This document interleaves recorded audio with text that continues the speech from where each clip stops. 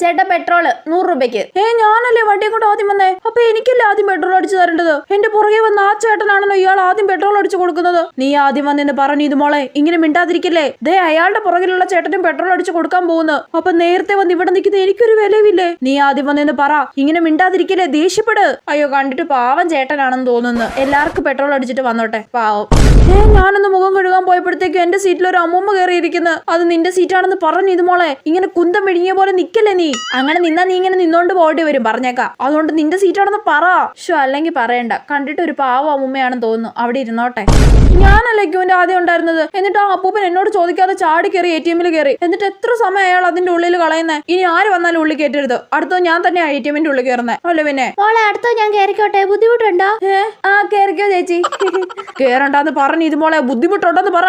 കണ്ടിട്ട് പാവം ചേച്ചിയാണെന്ന് തോന്നുന്നു. എന്തായാലും വന്ന് ചോദിച്ചില്ലേ, കയറിക്കോട്ടെ.